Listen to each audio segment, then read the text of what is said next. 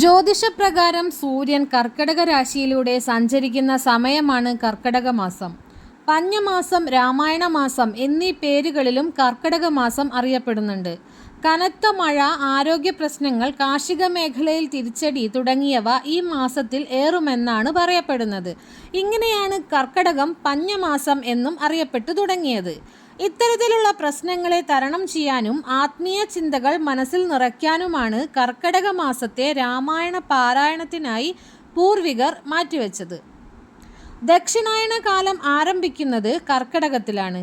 ഉത്തരായനം ദേവന്മാർക്ക് പകലും ദക്ഷിണായനം ദേവന്മാർക്ക് രാത്രിയുമാണ്.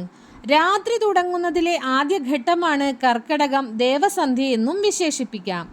ഈ ദേവസന്ധ്യയിൽ രാമനാമങ്ങൾ ചൊല്ലുന്നത് നല്ല ഫലങ്ങൾ നേടിത്തരും. വളരെയധികം പ്രത്യേകതകൾ നിറഞ്ഞ മാസം കൂടിയാണ് കർക്കടകം. മനുഷ്യ ശരീരത്തിൽ ദഹനപ്രക്രിയ കുറവുള്ള മാസമാണിത്.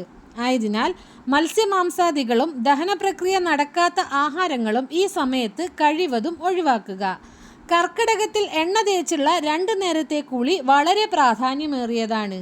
അരി ആഹാരം ഉപേക്ഷിച്ച് ഗോതമ്പോ പയർവർഗ്ഗങ്ങളോ പഴവർഗ്ഗങ്ങളോ കഴിക്കുക. നിങ്ങൾക്ക് കഴിയുന്ന ദിവസങ്ങളിൽ വ്രതം അനുഷ്ഠിക്കുന്നതും ഫലപ്രദമാണ്. കർക്കടക മാസത്തിൽ ശ്രീരാമ പട്ടാഭിഷേക ചിത്രത്തിനു മുമ്പിൽ നിത്യവും 2 മുതൽ 7 വരെ തിരികളിട്ട് നെയ്യോ വെളിച്ചെണ്ണയോ ഉപയോഗിച്ച് ദീപം തെളിയിച്ച് വടക്കോട്ടിരുന്ന് രാമായണ പാരായണം നടത്തുക. കൂടാതെ ഏറെ പുണ്യകരമായ ഒരു പ്രവൃത്തിയാണ് 4 അമ്പല ദർശനം. ദശരഥ പുത്രന്മാരായ ശ്രീരാമൻ, ഭരതൻ, ലക്ഷ്മണൻ, ശത്രുഘ്നൻ എന്നിവരുടെ ക്ഷേത്രങ്ങളിൽ ദർശനം നടത്തുന്നതിനെയാണ് 4 അമ്പല ദർശനം എന്ന് പറയപ്പെടുന്നത്. 4 ക്ഷേത്രങ്ങളിലും ഒറ്റ ദിവസം കൊണ്ട് ദർശനം നടത്തുന്നതിലൂടെ ദുരിതത്തിൽ നിന്നും രോഗപീഠകളിൽ നിന്നും രക്ഷ നേടാനാകുമെന്നാണ് വിശ്വാസം. ആയുർവേദ വിധിപ്രകാരം കർക്കടക മാസം ഔഷധ സേവ നടത്തുന്നത് ഉത്തമമാണ്. കർക്കടകത്തിൽ മനസ്സിലെ അസ്വസ്ഥതകൾ നീക്കി പൊന്നിൻ ചിങ്ങത്തെ വരവേൽക്കാനാണ് ഇത്തരം പ്രവർത്തികൾ നടത്തുന്നത്.